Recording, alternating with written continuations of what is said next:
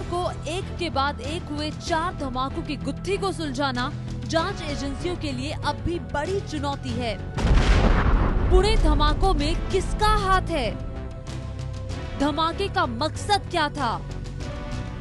क्या किसी बड़े धमाके से पहले की रिहर्सल के तौर पर किए गए थे पुणे में लो इंटेंसिटी के धमाके? ये सवाल अब तक बड़ी पहेली बने हुए हैं।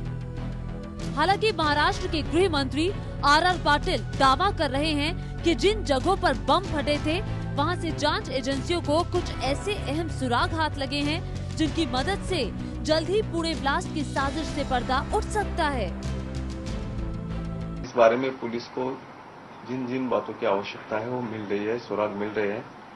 हम जल्द ही, ज्यादा समय नहीं लगेगा, कुछ न कुछ करके दिखाएंगे। मुझे विश्वास है हमारे एटीएस और पुणे क्राइम की टीम जल्द ही पर्दाफाश करेंगे। जांच एजेंसियां अपनी तफ्तीश को अंजाम तक पहुंचाने की कोशिश में जुटी हैं और उधर पुणे पुलिस ने ब्लास्ट में जख्मी हुए दयानंद पाटिल नाम के शख्स को अब तक क्लीन चिट नहीं दी है।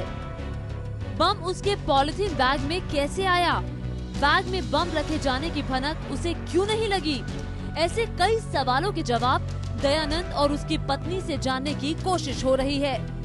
कौन सा भी एंगल हमने अभी तक रूल आउट नहीं किया, सभी एंगल से हम इंक्वायरी कर रहे हैं। तो इंजर्ड हुआ है, उसको भी आपने अभी डिटेन किया हुआ है, क्या उसको क्लीन चिट दे दी गई है?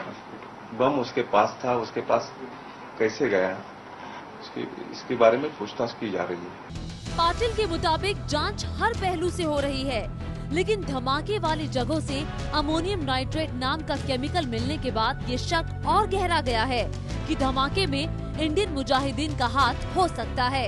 इसलिए क्योंकि ब्लास्ट के लिए अमोनियम नाइट्रेट का इस्तेमाल IM यानी इंडियन मुजाहिदीन अक्सर करता रहा है।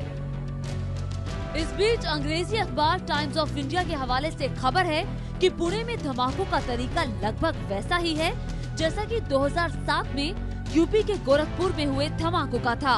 गोरखपुर में भी सिलसिलेवार लो इंटेंसिटी के धमाके हुए थे और इन धमाकों के लिए नई साइकिलों का इस्तेमाल किया गया था। यहाँ भी विस्फोटकों में अमोनियम नाइट्रेट बरामद हुआ था। जांच में इन धमाकों में इंडियन मुजाहिदीन के हाथ होने का खुलासा हुआ था।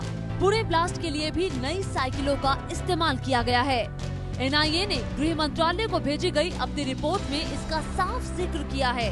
लिहाजा साइकिलों के जरिए भी दहशतगर्दों तक पहुंचने की कोशिश जारी है।